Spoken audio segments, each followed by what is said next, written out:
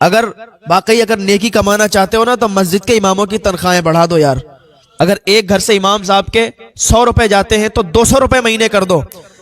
پورا گاؤں پورا محلہ اسی طریقے سے پیسے بڑھاؤ گے تو ان کی تنخواہ میں اضافہ ہوگا اور ان کا گھر صحیح سے چلے گا, ان کی زندگی صحیح سے آرام سے گزرے گی, اور دعائیں جب ان کے منہ سے نکلیں گی تو سبحان اللہ کیا کہنے کی بات ہے. پھر آپ کے کاروبار کیسے چلیں گے آپ سمجھ سکتے ہیں. ہاں, دل بڑا کرنا چاہیے. دل 100-200 روپے تو ہم پان پڑیا کھا کر تھوک دیتے ہیں. ہمارے نوجوان, ہم تو نہیں کھاتے, لیکن پان پڑیا کھا کے اور بھی خرچوں میں 100-200 روپے مہینے کے چلے جاتے ہیں. ارے مہینے تو بہت بڑی بات ہے, ہفتے 2 ہفتے میں خرچ کر دیتے ہوں گے, لیکن امام صاحب کی بات آتی ہے جب کہ 100 روپے بھیا 100 روپے مہینے کے, تو بہت کرنی پڑتی ہے. یہ کڑوی بات ہے. الحق مرن.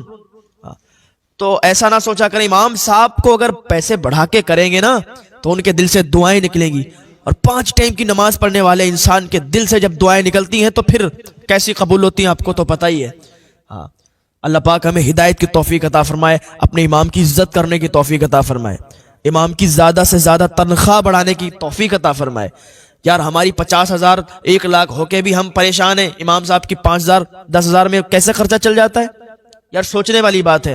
اور جس دن سے امام لوگوں نے یہ دعا کرنا شروع کر دی کہ یا اللہ جتنی میری تنخواہ ہے اتنی میرے مقتدیوں کی, میرے متولیوں کی, میرے صدروں کی تنخواہ کر دے, ان کے بچوں کی بھی اتنی تنخواہ کر دے. جس دن سے امام صاحب نے مصلی پہ یہ دعا کرنا شروع کر دی تو پھر کیا بنے گا تمہارا. ہاں یار سمجھ جاؤ, اپنے امام کی تنخواہ بڑھا دو.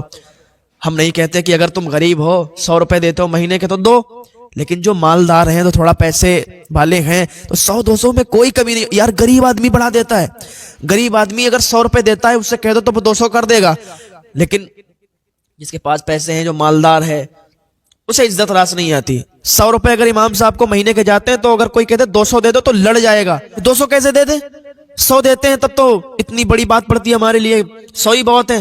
اللہ سے خوف کر یار, مرنے کے بعد تیری دولت کو سانپ بچھو بنا کے تیرے گلے میں پھندا بنا کے ڈال دیا جائے گا. کیا کرے گا اس دولت کو؟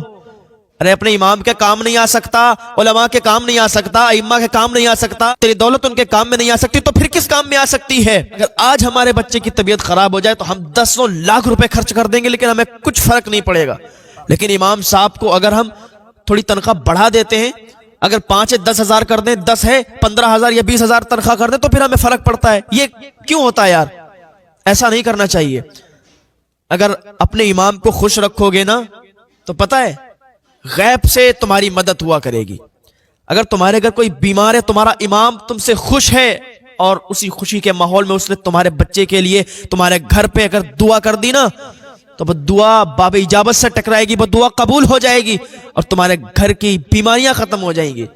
تمہارے گھر میں جو بیمار ہے اس کو شفا مل جائے گی. لیکن تمہارا امام ہی ناراض ہے, تمہارے گھر بیماریاں ہیں, تمہارے گھر پریشانیاں ہیں, اب تمہارا امام تو تم سے خوش نہیں ہے. اگر تمہارے لیے دعا بھی کرے گا, تم اس سے کہو گے دعا کے لیے, دعا بھی کرے گا, تب بھی وہ کیسے قبول ہوگی دعا جب تمہارا امام ہی تم سے ناراض ہے؟ پھر تو اپنے امام کو خوش کرو, اپنے مسجد کے امام کو خوش رکھو.